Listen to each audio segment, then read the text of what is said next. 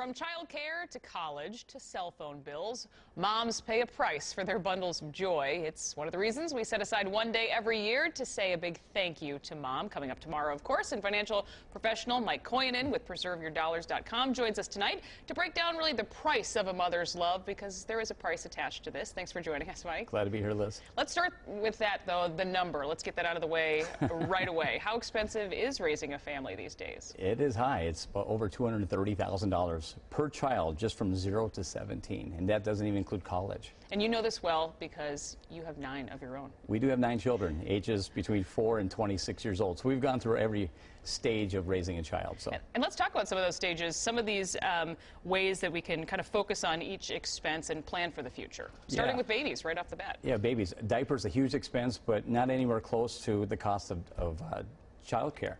It's actually, child care is equal to the cost of 1 year in a state university right now, about $9,500 a year.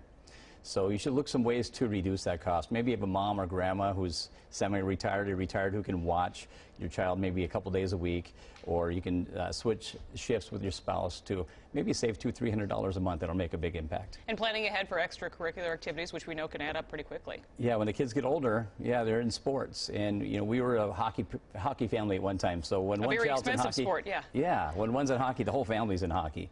So you get not just the equipment, but the ice time and the travel and the hotels. So the unfortunate thing is people are sidelining their retirement because of the cost of these sports are so expensive.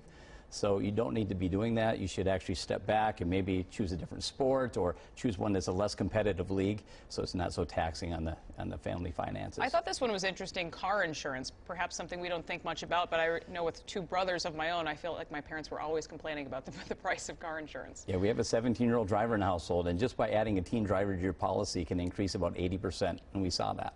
So we have a rule that you have to maintain good grades so you can get that a good student discount. And so the motto is no B's, no keys. So you want to keep at least a B honor roll on that. And we also enforce our children to pay a little bit of their insurance. They shouldn't get it for free. I believe driving is a privilege, not a right. So teach them financial responsibility at a young age.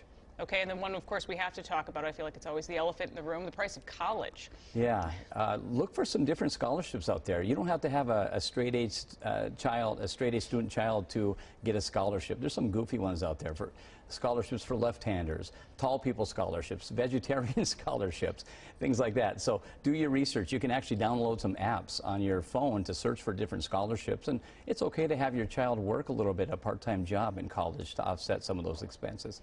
And even something as paying a cell phone bill, which probably perhaps should be treated as a privilege as well these days. That's right. And the young adults, unfortunately, they're ruining their parents' retirement because 40% of millennials are actually getting financial help from their parents right now. Mostly cell phone bills, car payments, rent.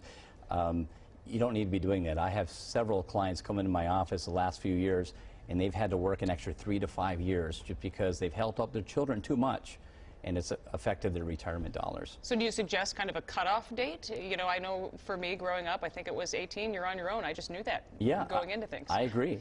Nobody helped me in college as well.